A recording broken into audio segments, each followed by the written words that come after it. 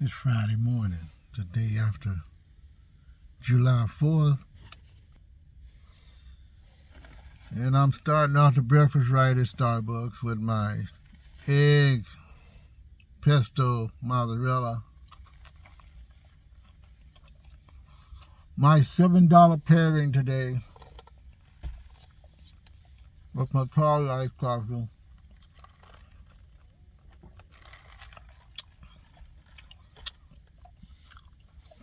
Are we really in panic mode? Are fast food franchises really disrupting our lifestyle?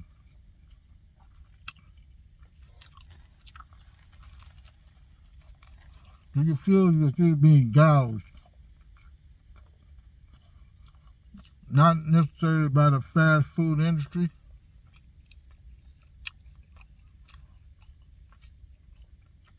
but by the weights and standards, the stock market, when they raise and lower interest rates.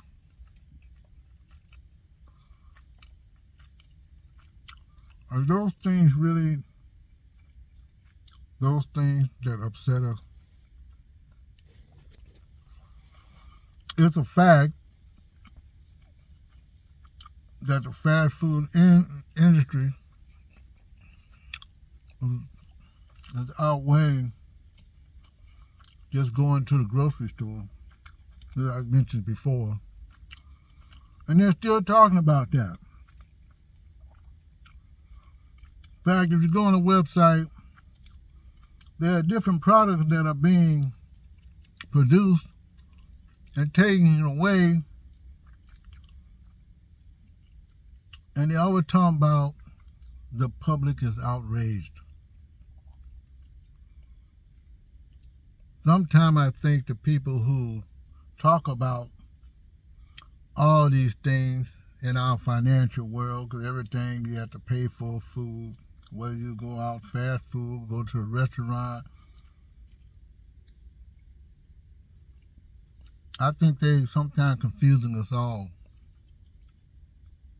But then again, what can they talk about each day? Food is the main staple in all our lives, because you can still get a good meal for a very, very, very low price.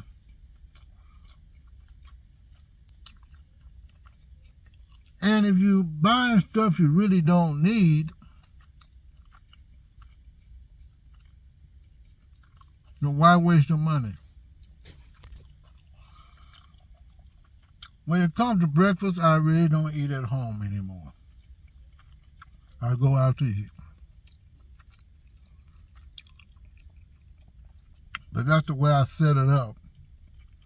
Because do I have the time to really cook?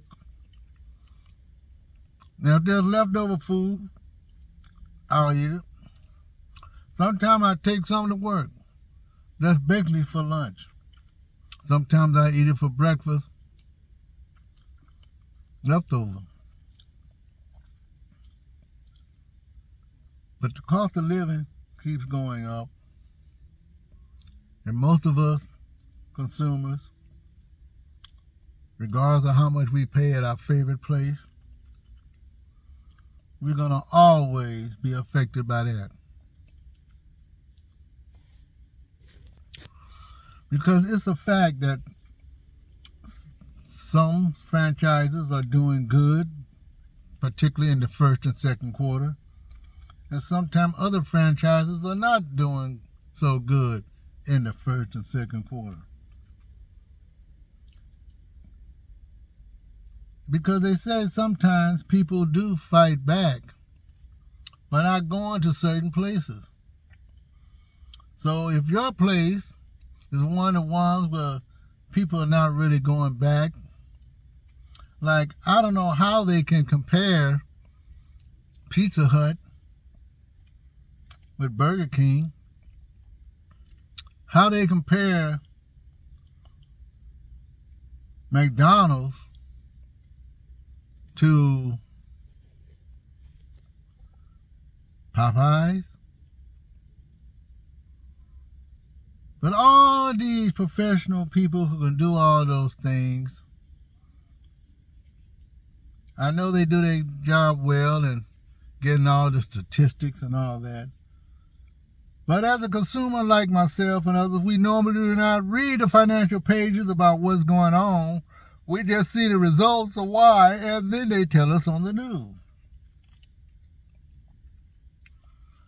But yes, we can get through it all by picking those things that we most like to eat. And sometimes those things that we most like to eat, if they take them off the shelves, then we have to find something else. We have to go someplace else to another franchise, even though they don't sell the same product. But there's something out there you can eat. But then a lot of times, if no one is selling what you want to eat, then I guess you're going to have to go back home and do your own thing. Take a box lunch all the time, not just some of the time. Go back to the old ways of not eating out hardly at all, because the price is just too expensive. A lot of people cannot eat every week. A lot of people don't want to eat every week. And not necessarily because it's too expensive, because they think it's probably a waste of time. Definitely a waste of your money. And none of them can really do it right in the first place. This is Robin Deschamps. I'll see you in my next video. I'm trying to tell it like it is. Eating my pairing. Back to the $7.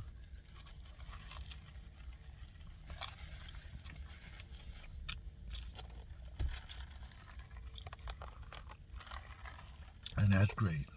See you later, folks. I'll see you in my next video.